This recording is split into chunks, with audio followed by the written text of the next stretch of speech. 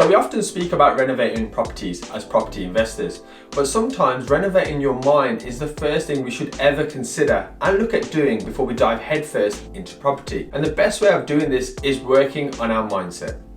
Now, once upon a time I wrote a blog on this, which if I find it, I'll put it in the link down below. But for today's video, I want to talk about mindset in relation to property, something I think is very, very important and we need to develop it. It's also the most commonly used word next to value in the property investing space, as it gives gurus a way of selling their courses and of course becoming mindset coaches. But I want to take a different spin on this and help you guys with getting your mindset right, or giving you the tools to get it right without the need to pay for it. So in today's video, that's exactly what I'm going to be doing. I'm going to be helping you with your mindset, which is so crucial if you're serious about investing in property, and how you can positively use that to change your journey. Sound good? Of course it does. Let's get going. What's going on, everyone? My name is Aaron, aka The Anxious Investor, and welcome back to the only property channel that will teach you for 100% free everything you need to know to save yourself on the mistakes that I've made, and also learn everything that you need to know in order to get yourself started in property. So today's topics are going to be running along the bottom, and we're going to begin with what is mindset, 2, what are limiting beliefs, 3, developing a growth mindset, 4, why mindset matters, and 5, the favorite part, bloopers. So let's begin. What is mindset? Now, according to trusted Google, mindset is the established set of attitudes held by someone. That sounds pretty simple, right? When you break it down. So it's not really rocket science when you look at it like that. But the key word here is by someone. Well, that's 2 words. And what that means is it's unique to every one of us. And this is a very, very important point, as most of us think, react, and behave in particular ways based on our past experiences and the level of exposure we have in certain environments. For example, let's elaborate a little bit on this. If you are told maybe your whole life that money is the root of all evil, because let's say Uncle Harry robbed your dad of £20,000 once upon a time, you will likely start to form these kind of beliefs. People rob people for money. Money makes people do bad things. Money is a bad thing. However, the fact of the matter is, when we actually look at it from, let's say, a hindsight perspective, Harry was just an idiot. Similarly, if we've only ever seen one person become a millionaire in our circle of influence, but we always knew that he wasn't always working, or she, on the right side of the law, we may grow up to believe that in order to become a millionaire, you have to be unethical or maybe do bad things. Now, of course, these are very, very extreme examples, but these are simple things we often experience or get told in our life that massively affect our mindset and beliefs. Number 2, let's talk about beliefs. So what are limiting beliefs? Limiting beliefs are false beliefs that prevent us from pursuing our goals and desires. Sound familiar? Are you getting some ideas? Well, trust me, I was just like you. And for this video, I don't want to sound like a teacher giving you homework, but I really recommend that you write down maybe some of the beliefs you have around property, money, success, or even becoming an entrepreneur. It's going to be interesting to see the kind of limiting beliefs you already have. And what I'll do is I'll give you some of mine as well, for full transparency, that I had many years ago. The first was money is the root of all evil. I didn't quite have a Harry in my family, but I just kind of believed that. Secondly, money won't make you happy. Now, I've spoken about this on this channel, in this video here, and I still believe that money won't solve all unhappiness issues. And having come from a relatively poor background, my childhood was amazing. And 3, lots of money can only be made by doing some shady stuff, i.e. unethical stuff. And these were limiting beliefs I grew up having until the age of about 25. Now, remember at the start I mentioned exposure? Well, I'm going to speak a lot about that, because what we often forget is people make judgments, opinions, and, well, their perspective on the world based on their own experiences.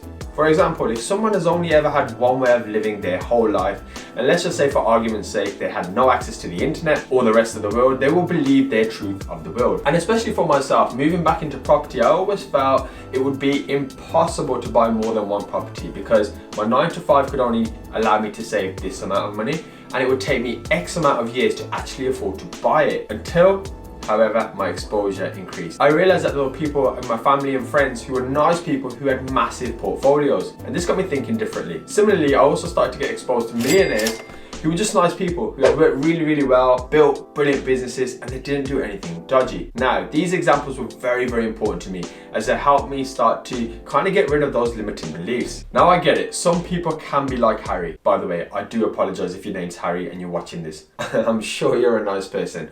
But there are also some amazing people out there as well. It's not just Harry's robbing your family. So how do we combat this? Well, until you get exposure, simply believing that your beliefs can be changed and the thought process can be altered, is a brilliant starting block. So let's just have that initial belief. You have to believe this before you do it, and I have to do the same. Also, if you don't think you can make money in property or you need £1 million to start, you're probably going to fail on the first hurdle. And I mean that sincerely. But I also want to say something that's really important as well. Don't be ludicrous either. I am all for the quote of reach for the stars and land on the moon. I love that. And that's what we should all strive to do in our lives. But I'm also not of the same cloth as the fake gurus who tell you they earn 6-7 figure incomes and they have the secret sauce either. Some of that is just straight BS, so be careful. Nonetheless, I digress. Let's move on to the third point, developing a growth mindset. So as Carol Dweck describes very well in her book, Mindset, which I highly recommend by the way, link in the description if you need it. She refers to the growth mindset as people who believe their success depends on time and effort. People with a growth mindset feel their skills and intelligence can be improved with effort and persistence. Now I love that. But initially, I didn't think that was true. And this is perfect for the people out there who think you either have to be gifted or you can't do this because you're not naturally talented. Well, if you have a growth mindset, you think differently. And I've also picked up some things like talking to a camera right now. When at university, I actually got the lowest grade in my year for speaking and communication. So I'm really grateful that I read a book because it helped me get a growth mindset and it put me out here in front of you guys. Now, one of the things in property is you're going to get a lot of curveballs. So having this mindset will massively help you move forward. And I'm a firm believer that our mind is one of the first things we have to almost win over to conquer the day. And having a quality mindset will definitely help. And property is no different. Property can be stressful, so you want to develop your mindset. I'm going to speak about that now. So let's move over to the fourth point. Why mindset is important for property, or why mindset matters in property. One thing I will openly say is property is a lonely road. You may think that you're in it with loads of people in networking groups or WhatsApp groups, but there's a lot of time where you're literally by yourself, isolated, fighting back and forth with your own thoughts and convincing yourself that, is this actually the right thing to be doing? Am I going the right way? We almost have to kind of convince ourselves and self-talk ourselves into being disciplined enough into the areas we want. Now I'll give you some examples. Making calls over and over without a loss of enthusiasm, taking rejections on the chin, viewing hundreds of properties, having people screw you over, learning from failures, and just realizing that we aren't quite ready to maybe make the money that we initially set in our goals quite yet because our skill set isn't as good yet. So it's imperative therefore that we learn to strengthen our mindset and also have that growth mindset that we can get good over a long enough period of time. And just to make sure I don't leave this video making you feel like you haven't got any tangibles, I want to try and give you 5 things that maybe you should think about and maybe implement. The first is positivity. Now I don't advocate toxic positivity or blind positivity, but I'm a firm believer in the reticular activation system. I think that's the name for it. That if we believe in a positive outcome or we look for positive things, we can find more positive things in our life. If you focus on deals and you put yourself in the right environment, you speak to the right people and actively get yourself out there positively, you will start to attract good things.